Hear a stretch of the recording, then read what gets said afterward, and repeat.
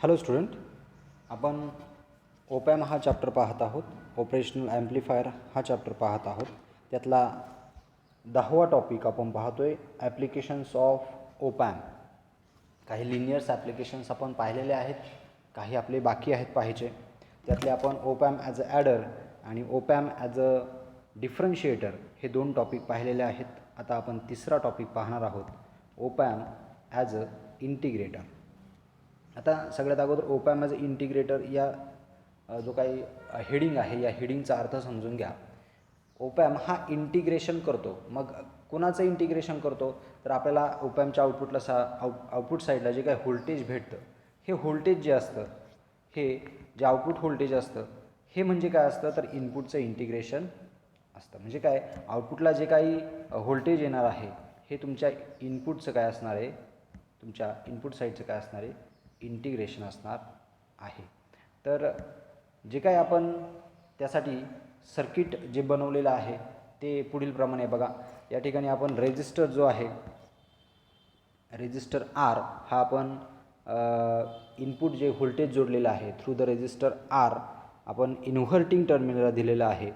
या ठिकाणी तुम्हाला दिसतं आहे की इन्व्हर्टिंग टर्मिनल हा जो आहे मायनस टर्मिनल म्हणजे इन्व्हर्टिंग टर्मिनल आहे, आणि ह्या इन्व्हर्टिंग टर्मिनलला आपण इनपुट व्होल्टेज दिलेला आहे, आणि नॉन इन्व्हर्टिंग टर्मिनल आपण या ठिकाणी काय केलेलं आहे? ग्राउंड केलेला आहे. म्हणजे हा जो काही ओपॅम आहे हा इन्व्हर्टिंग ॲम्प्लिफायर म्हणून वर्क करतो.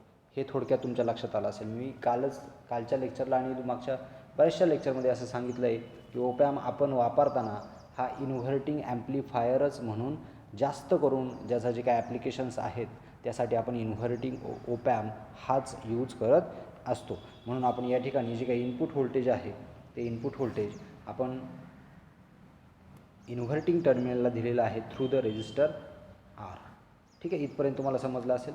त्यानंतर इथे आपण फीडबॅकसाठी कॅपॅसिटर वापरलेला आहे.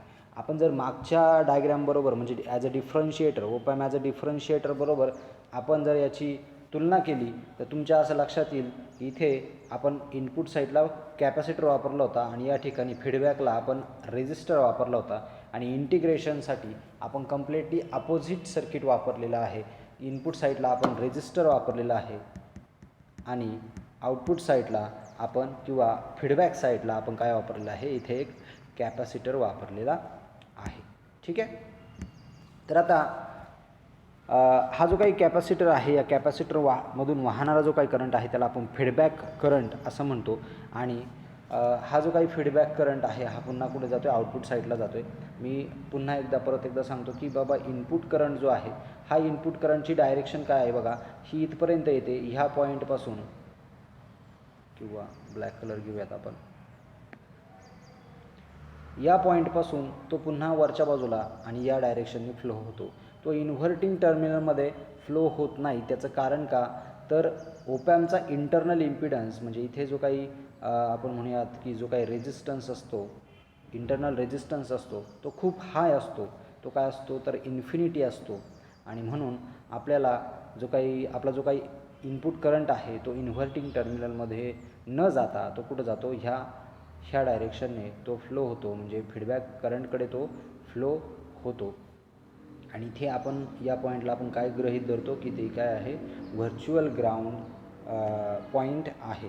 व्हर्च्युअल ग्राउंड का? कारण त्याचा इंटरनल इम्पिडन्स हा खूप जास्त असतो, आणि आपण जर नॉन इन्व्हर्टिंग टर्मिनल हा जर ग्राउंड केलेला असेल तर दोनही इनपुट्स हे सेम असावेत.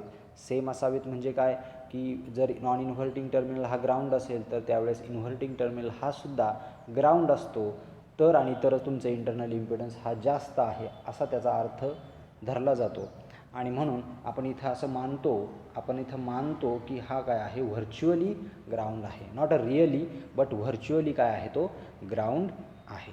ठीक आहे. तुम्हाला करंटची डायरेक्शन समजली असेल. इथे इनपुट करंट जो आहे तो या डायरेक्शनने फ्लो होतो आहे, म्हणजे तुमच्या लक्षात येईल आय इन आणि आय एफ हे कसे आहेत?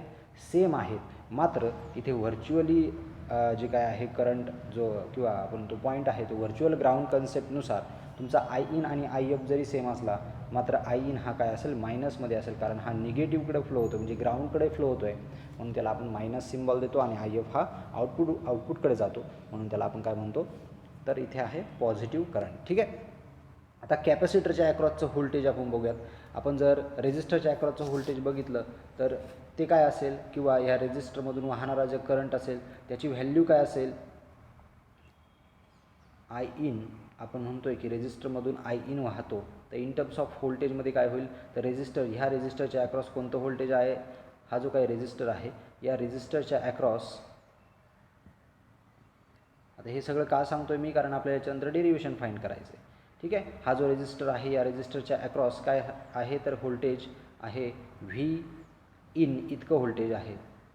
मग आपण त्याला इथे लिहून घेऊयात. तर तुमचा आय इन हा बाय द ओम्स लॉ काय असेल, बाय द ओम्स लॉ असेल व्ही इन अपॉन आर. ठीक आहे. आय इनची व्हॅल्यू तुम्हाला मिळाली.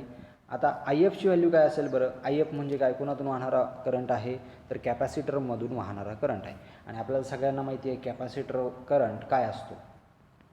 कॅपॅसिटर मागच्या डिफरन्शिएटरमध्ये आपण पाहिला, कॅपॅसिटर करंटचा फॉर्म्युला काय आहे, तर कॅपॅसिटन्स इंटू डेरिव्हेटिव्ह ऑफ कॅपॅसिटरचं व्होल्टेज. डेरिव्हेशन कोणाचं डेरिव्हेशन असतं, तर ते कॅपॅसिटरच्या अक्रॉसचं व्होल्टेज व्ही सी. आता हा फॉर्म्युला लक्षात ठेवा, आपण नंतर त्याच्यामध्ये चेंजेस करणार आहात. ठीक आहे. आता इथं जर आपण पाहिलं तर इथं कॅपॅसिटरच्या अक्रॉस कोणतं व्होल्टेज आहे, आउटपुट व्होल्टेज. कारण आउटपुट व्होल्टेज आणि जे काही तुमचं काय म्हणूया आपण त्याला कॅपॅसिटर आहे, हे कसे आहेत, सिरीजमध्ये आहेत की पॅरललमध्ये आहेत, तर पॅरललमध्ये आहेत. कारण आउटपुट आपण कसं घेतो, विथ रिस्पेक्ट टू ग्राउंड असं घेतो, बरोबर. आणि इथे सुद्धा या कॅपॅसिटरच्या अक्रॉससुद्धा काय आहे, ग्राउंड आहे या साईडला बघा, इकडचा व्हर्च्युअल ग्राउंड कन्सेप्टनुसार. म्हणून हे दोघे आउटपुट आणि कॅपॅसिटर कसा असतो, पॅरलल आहे. आणि जर पॅरलल असेल तर व्होल्टेज कसं असतं, सेम असतं. म्हणून कॅपॅसिटरचा अक्रॉसचं व्होल्टेज कोण असेल, आउटपुट व्होल्टेज असेल. समजलं सगळ्यांना. मग आपण तिथे काय चेंजेस करू शकतो, इथे आपण असं म्हणू शकतो की इथे कॅपॅसिटरच्या अक्रॉसचं व्होल्टेज काय असेल, C into derivative of output voltage. कारण का, कॅपॅसिटरच्या अक्रॉस कोणतं व्होल्टेज आहे, तर आउटपुट व्होल्टेज आहे. म्हणून आपण इथे काय म्हटलं, C into derivative of output voltage. या दोन कन्सेप्ट समजल्या तुम्हाला. आय इनची व्हॅल्यू तुम्हाला, आय इन म्हणजे वाहणारा करंट जो आहे by the Ohm's law, V in आपण आर होऊ शकतो त्याची व्हॅल्यू. आणि कॅपॅसिटरचा करंट आपल्याला माहिती आहे, त्याची व्हॅल्यू काय असते, तर कॅपॅसिटन्स इंटू डेरिव्हेटिव्ह ऑफ कॅपॅसिटरच्या अक्रॉसचं व्होल्टेज, बरोबर. किंवा आणि ते काय आहे, इथे आउटपुट व्होल्टेज आहे, म्हणून डेरिव्हेटिव्ह ऑफ आउटपुट व्होल्टेज. ठीक आहे. तर आता आपण डेरिव्हेशनला सुरुवात करू. याचं कन्स्ट्रक्शन तुम्हाला समजलं आहे. कन्स्ट्रक्शनमध्ये फक्त तुम्हाला इतकंच सांगायचं आहे की input voltage through the resistor R आपण काय केलेलं आहे, इन्व्हर्टिंग टर्मिनलला दिलं आहे. नॉन इन्व्हर्टिंग टर्मिनलला आपण ग्राउंड केलेलं आहे. आणि फीडबॅक म्हणून आपण काय वापरलेलं आहे, एक कॅपॅसिटर वापरलेला आहे. आणि ह्या कॅपॅसिटरच्या अक्रॉस आउटपुट व्होल्टेज आपल्याला मिळतं. समजलं आहे. इथपर्यंत त्याचं कन्स्ट्रक्शन सांगायचं. इथे पुढे मी एक सिम्बॉल दाखवलेला आहे. हा सिम्बॉल काय दर्शवतो, हा जो काही सिम्बॉल आहे हा काय दर्शवतो, तुमचं इंटिग्रेटेड ओपॅम्पचं सिम्बॉल हा असा असतो, या पद्धतीने. ठीक आहे. आता आपण डेरिव्हेशनकडे जाऊयात.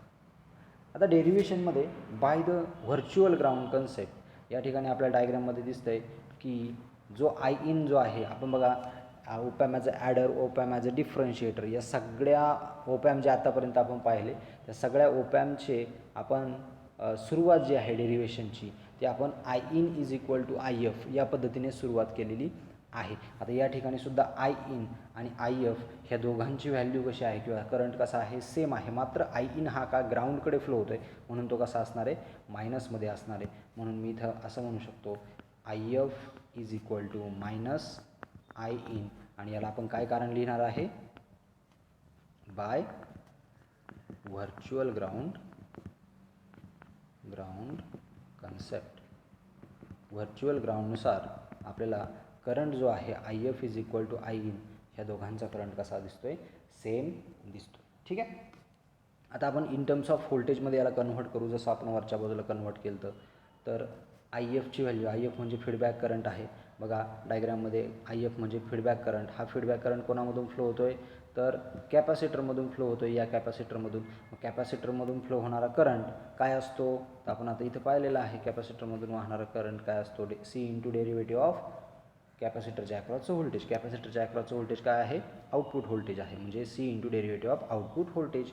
मग ते आपण लिहून टाकूया तिथे, C into derivative of output voltage. आणि आय इन काय आहे? मायनस इन ब्रॅकेट काय? V in upon R, voltage upon R, कारण बाय द ओम्सला तेच सांगतो. ठीक आहे. आता आपण काय करूयात, आपल्याला पाहिजे आउटपुट व्होल्टेज. ठीक आहे. तर आउटपुट व्होल्टेज जर पाहिजे तर मी काय करतो, फक्त आउटपुट व्होल्टेज या कॅपॅसिटन्सला तिकडे हा इथे मल्टिप्लाय आहे, इकडे काय येईल तो डिव्हायडेड बाय होईल, म्हणजे डेरिव्हेटिव्ह ऑफ हे जे आहे ते या पद्धतीने राहील. हे minus symbol V in upon, या ठिकाणी काय होईल, हा कॅपॅसिटर जो वरच्या बाजूला होता इथे, तो आता कुठे येईल, इकडे खाली येईल. बरोबर.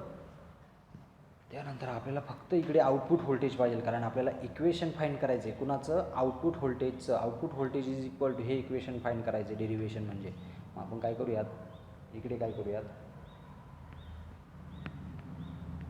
dV0 इज इक्वल टू ह्या dt ला काय करूयात, इकडे व्ही इनला मल्टिप्लाय करूयात डिवायडेड बाय RC. ठीक आहे. आता काय करूयात, दोघांचं काय करूयात, इंटिग्रेशन फाईंड करूयात. जर इंटिग्रेशन फाईंड केलं तर डेरिव्हेशन काय होईल, नल होईल. म्हणून integrate both side,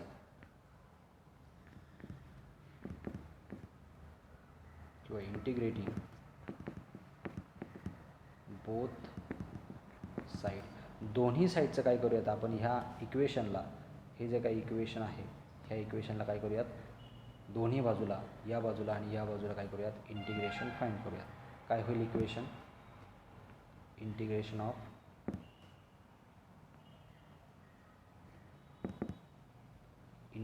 of dV0 is equal to 1 upon RCला आपण काय करूयात, बाहेर काढूयात. ठीक आहे. कारण dt कोणासाठी आहे, फक्त व्ही इनसाठी आहे. बरोबर. म्हणून integration of V in dt. ठीक आहे.